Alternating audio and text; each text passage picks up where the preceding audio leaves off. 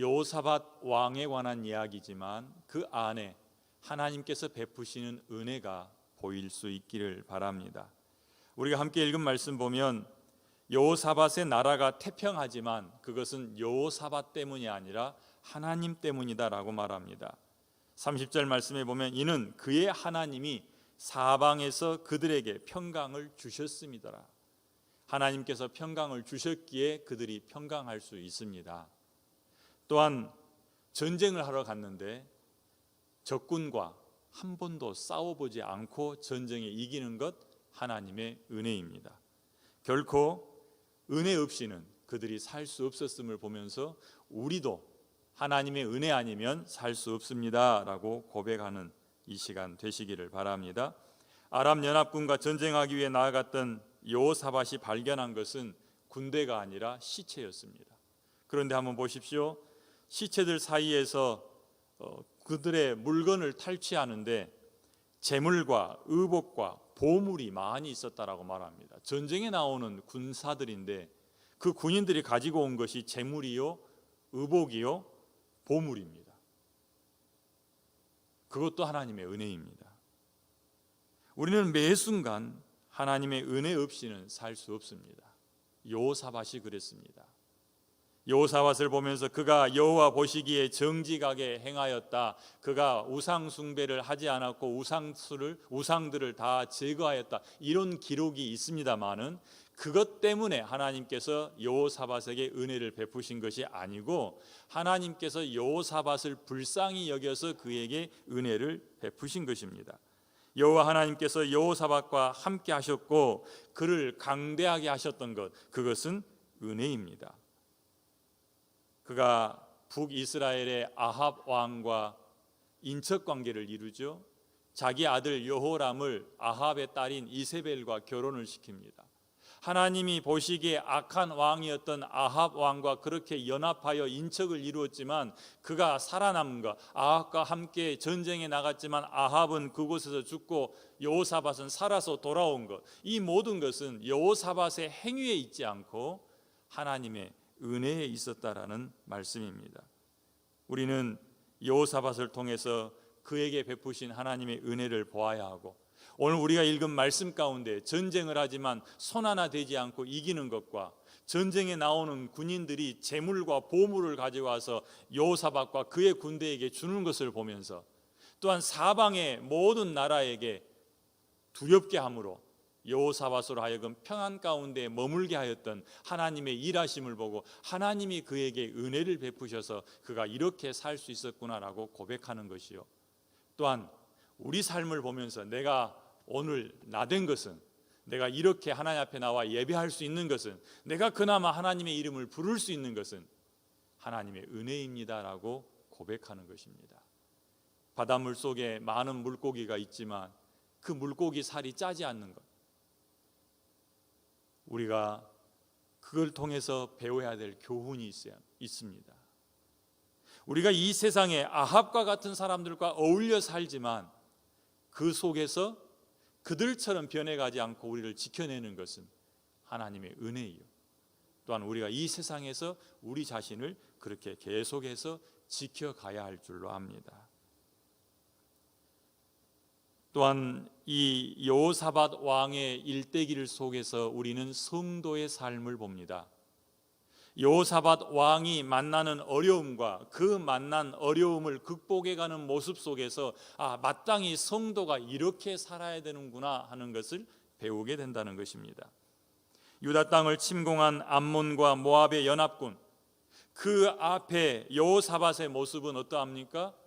읽진 않았지만 역대하 20장 3절에 보니까 그는 두려워 떨었습니다. 여호사밧은 자기를 침공해오는 연합군이 있다는 소식을 듣고 그걸 보지도 않았는데 그 군대가 진열하고 있는 모습을 보지도 않았지만 겁에 질렸습니다. 두려워합니다.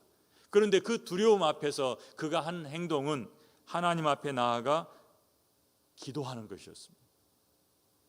여호와께 낯을 향하여 간구하고 온 유다 백성에게는 금식하라 하고 공포합니다. 유다 백성들은 모두 자기 집에서 나와서 예루살렘을 향하여서 엎드려서 금식하며 기도했고요. 그때에 하나님께서 보내신 사람이 하나 있었습니다. 그가 찾아와서 하나님의 말씀을 여호사밧에게 전했고, 여호사밧은 하나님에게 이런 말씀을 받습니다. 너희는 이 큰 무리로 말미암아 두려워하거나 놀라지 말라. 이 전쟁은 너희에게 속한 것이 아니요 하나님께 속한 것이다. 이게 여호사밧에게 임한 하나님의 응답이었습니다.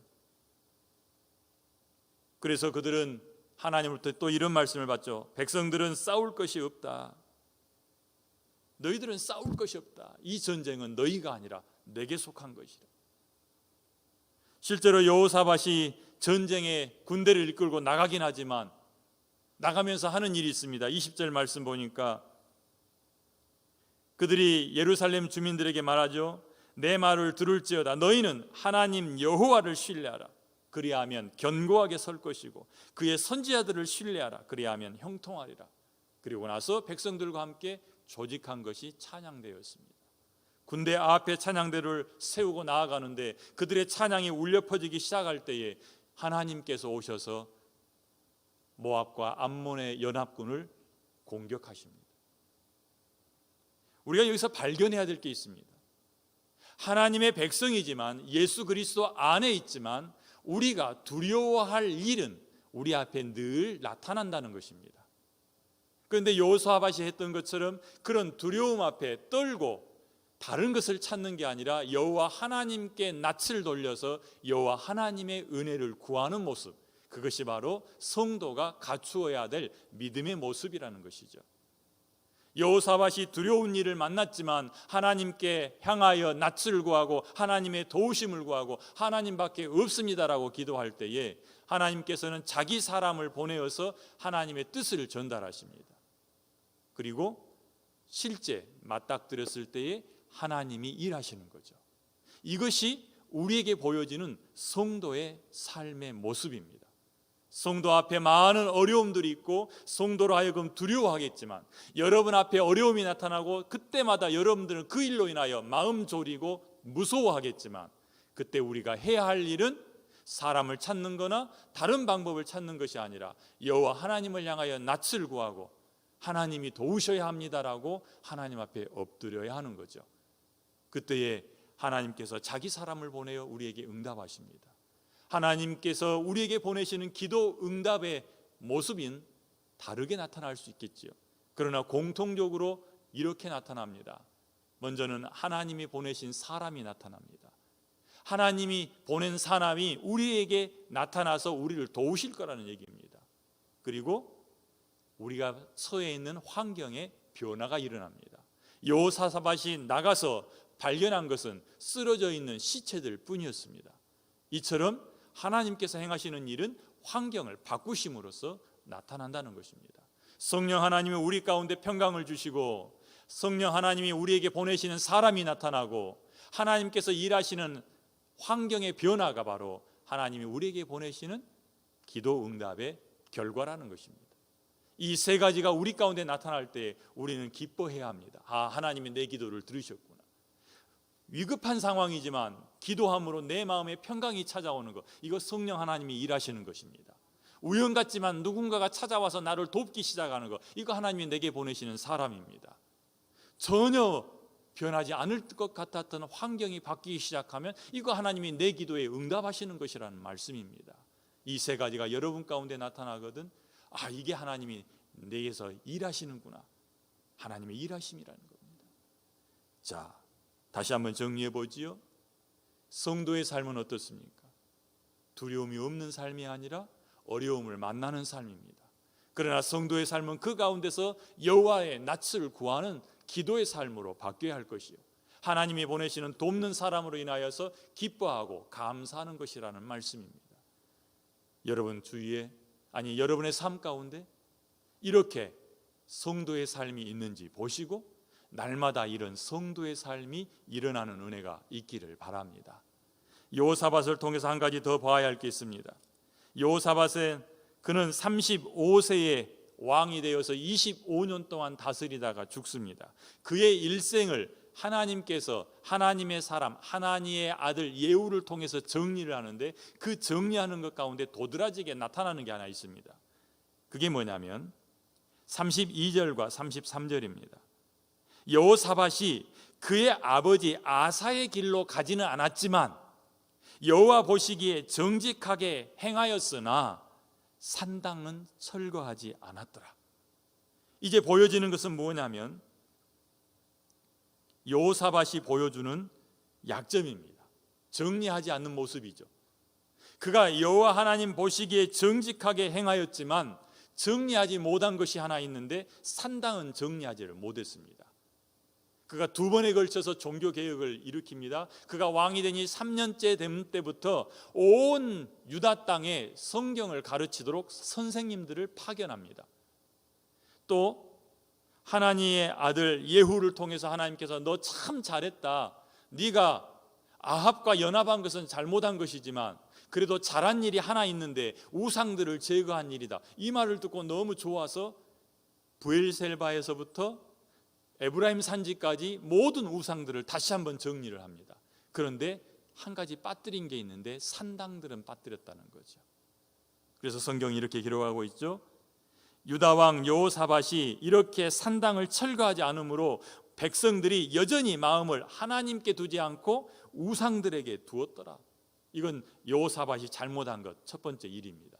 두 번째, 여호사밧이 잘못한 일이 나타납니다. 그 외에 여호사밧의 시종 행적을 예후의 글에 다 정해 놓았는데, 유다 왕 여호사밧이 나중에 이스라엘 왕 아하시야와 교제했더라. 아합과 교제하다가 전쟁통에서 겨우 목숨을 건졌는데 또다시 아하시야와 교제하여서 함께 무슨 일을 하냐면 배를 같이 만들어서 에시온게벨에서 배를 띄워서 금을 가져오자, 이런 연합을 꾀한 거죠. 그런데 하나님께서 그 배를 깨뜨려 버리심으로 여호사밧이 아하시야와 교제하며 금을 얻으려고 했던 그 일이 실패로 돌아가서 다시스로 떠나지 못했더라. 거기도 은혜가 있지요. 그런데 이게 두 번째 그가 잘못한 일입니다. 하나님이 기뻐하지 않는 일인 줄 빤히 알면서 아합과의 경험이 있으면서 또다시 아하시야와 이렇게 교제한 것, 이것은 잘못한 일이다. 세 번째 그가 잘못한 일이 나타나는데 그것은 21장 1절에 나타납니다. 여호사밧이 죽은 다음에 드러나기 시작하는데 그의 아들 여호람이 대신하여 왕이 됐습니다. 여호람이 왕이 되어서 가장 먼저 한 일은 자기 형제들을 죽여버리는 거였어요. 그런데 그 일의 근원이 어디서 왔느냐 하면 여호람의 아내 이세벨에게서 나오죠. 이세벨은 아합 왕의 딸이었습니다. 이것이 그가 했던 세 번째 잘못이, 자기 아들을 아합 왕의 딸이었던 이세벨과 결혼시킨 것, 그건 자기 행적에 있어서 오점으로 낳는 것. 여호사밧이 정직하게 행하였지만 그가 남긴 세 가지 오점이 있습니다. 우리는 이것을 보면서 우리 자신을 좀 더 철저하게 들여다봐야겠다는 생각을 하게 되지요. 여러분들의 발목을 잡을 만한 일이 있는지를 볼 수 있기를 바랍니다. 여러분들이 하나님을 잘 섬기지만 여러분에게서 하나님 앞에 발목 잡을 만한 일이 있습니까? 한번 보시기를 바랍니다. 여호사밧에게는 세 가지가 있었습니다. 그것은 산당을 남겨놓는 겁니다. 우상 숭배의 꼬투리를 남겨놓은 겁니다. 두 번째로는 함께 교제하는 사람에게 있었습니다. 동무해서는 안 될 사람을 동무함으로 생겨난 일입니다. 세 번째로는 자녀 문제입니다. 여러분은 어떻습니까? 종교 문제, 친구 문제, 자녀 문제, 여러분의 발목을 잡을 만한 것이 있는지를 보고 여호와 하나님을 향하여 낯을 향하여야 될 줄로 믿습니다. 오늘 여호사밧을 통해서 우리에게 주는 교훈들 놓치지 않고 깨어있는 하루가 되시기를 바랍니다.